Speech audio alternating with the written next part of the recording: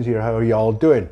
I promised not to do any more on J.K. Rowling, but actually, I kind of have to. And I'm not really too concerned about her position versus whether she's transphobic or not. I mean, I think she is, but, you know, we're really, you know, things are so bad right now that it's difficult to blame any single person for being a little bit ignorant of the facts.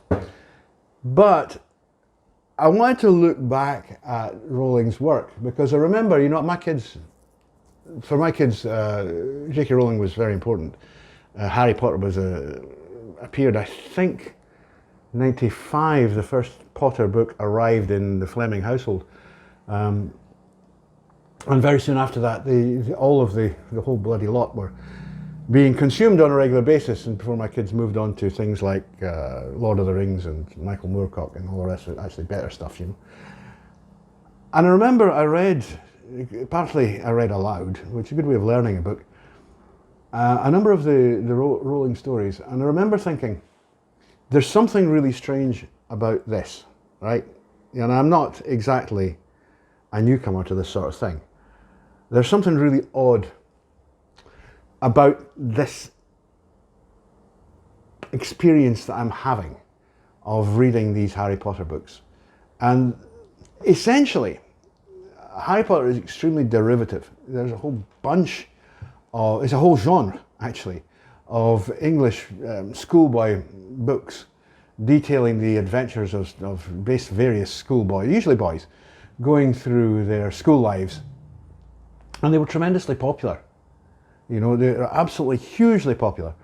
And sometimes they were aimed at, shall we say, upper middle class boys. Sometimes they're aimed higher than that. There was a series called the Just William series, you know, and it's all about how this person went through life and all the adventures they went about. And often they were actually formalized exactly as Rowling's work was in terms of, you know, you had first year and second years, and each one's a different story, you know. So that was all pretty derivative. And then I was looking at the characterizations and thinking,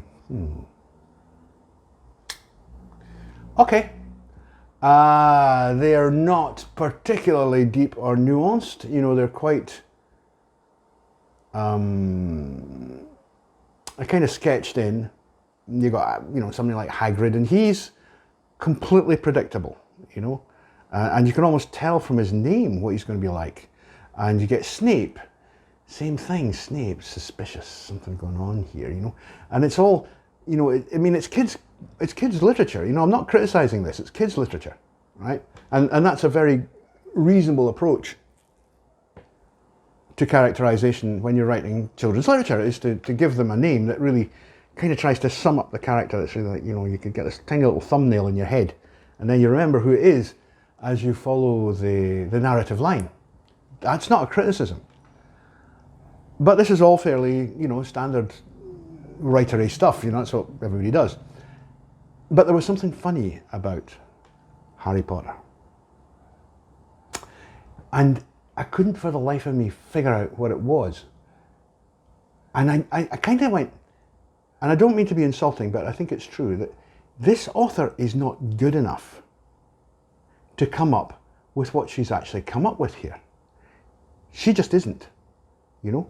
This is a standard kids author, right? Or latterly producer of pulp fiction. But she has this presence in the books, this malevolent, evil, monstrously threatening presence in the books, whom we all came to know as Voldemort, you know, he whose name must not be mentioned and all that sort of thing. And even that phrase, he whose name must not be mentioned. And I remember thinking, this woman hasn't got the ability to make this up, right? She just doesn't. She's not that good. And for a long time I didn't bother, you know, because I mean, really the books are not that good. And so it's not like I was going to spend a hell of a long time analysing them and getting right into the meat of them in the way that I did, for example, with Tolkien's work. I spent years analysing that. Anyway, some of the things that have come out quite recently kind of made me go back and start having a look. And no, I have not gone back and reread the entire series, but I have dipped in. And Voldemort is a lived experience. Voldemort is not invented. Voldemort is real. And that is what makes the stories interesting. Because behind all this, fucking talking owls and, whatever, flying Volkswagen Beetles and airborne sidecar outfits, actually sometimes think that my sidecar is going to do that. There's something else. Behind all that, window dressing, there's something else. There is actually a real evil, a real menacing, threatening presence. And, I always knew it was there, but I was kind of like, what is this? Where did it come from? And I kind of presumed that it must have been some sort of childhood thing. But actually, in recent years, Rowling has been much more open than she used to be about her experiences with her husband. And especially in her essay on her site, the famous 4000 one, actually goes into some detail about the experience she had with her abusive husband. And I have to say, that I lived through some fairly traumatic experiences when I was young. And I get it. Voldemort is her husband. Simple as that. He is the evil, threatening, malevolent influence whose name we must not mention for fear of triggering his violence. And that, it's really interesting, because that is what makes,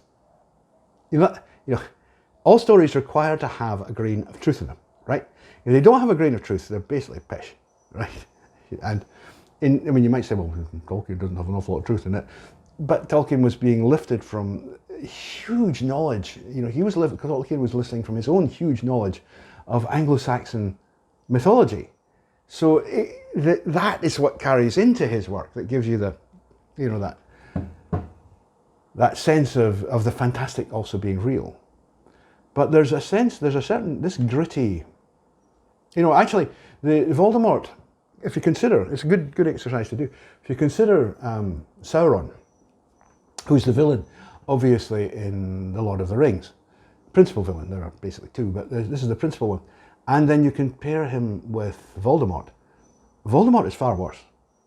He really is unpleasant, he's frightening. Pikachu, that'll do. 1, 2, 3. He's unpleasant, he's frightening, and he's always there. He's just like, you turn around, he might be there, And you don't get that with The Lord of the Rings, not anywhere. Nowhere in The Lord of the Rings you get that feeling, that constant pressure of the imminent presence of real evil, of evil that wants to harm you personally, right? Sauron is a generalized evil. He hates everybody. It's not like picking anybody out in particular. He's going for the hobbits because they've got the ring. He doesn't care who's got the ring. Whoever's got the ring is going to get it, as far as he's concerned. He hates everybody. He is a different form of life who represents a particular form of evil. Voldemort's not like that. His hatred is specific, and it's specifically aimed at Harry Potter. Right? And this is the key to understanding that section of Rowling's work. Now, I haven't read in depth enough her later ones, the Galbraith novels, to really give an analysis of that kind of them. But, having said that, there does appear to be, as I've said before, this idea of the hidden character. He's hiding in plain sight. Unlike Voldemort. Voldemort was not visible. You couldn't see Voldemort, right? He had not taken human form. He was only partially reformed, there's bits of Lord of the Rings in Harry Potter, but there's bits of lots of stuff in Harry Potter. Quite clearly, J.K. Rowling is a very eclectic reader, and she's brought a great deal of what she's read into her work. But, like I say, Voldemort is a real presence. He's real. He's not just cooked up from other people's writings. And he's very, very nasty. You'll go a long way to try and think of a real nasty antagonist. Well, Moriarty maybe in the Sherlock Holmes stories, you know, because he never gives up. He's totally relentless. He never stops. He's constantly coming after you. And it's not even a question of evading him. He's coming for you. You know, he wants to do you harm. And that's me, having read, just dipped into the books again. And remember, because I did read them pretty thoroughly when the kids were young, you know, because they insisted. That's it. That's who it is. It's her husband. I'll lay money on that. She may deny it, but I'll lay money on that. That's her husband coming out. And that is the retelling of the horror that she went through. And I tell you right now, that as somebody who experienced some of that horror, Rowling has my total sympathy on that. Absolutely. I don't sympathise so much when she makes mistakes about, you know, trans people and stuff like that. That's just sloppy. But as a woman who was terrorised and threatened by a man in that way, yeah, you've got my sympathy on that one. And, you know, I don't think you would be the writer that you are if that hadn't not only happened, but come out in the work. And it definitely does. You know, if you read Harry Potter, you'll see it's there. And an interesting thing to know, or to find out, would be how it was that Voldemort was really, I mean the real Voldemort, was actually finally killed off. And possibly that might have to do with Rowling herself finding success, you know, and that she's not dependent, she's not reliant on another man who might potentially do the same thing. Anyway, that's enough about Rowling. I promise faithfully I won't do anything more about her, because, you know, you can only do so much. But in my opinion, that is who Voldemort is. And that's why he's in the books. So, take care, see you later.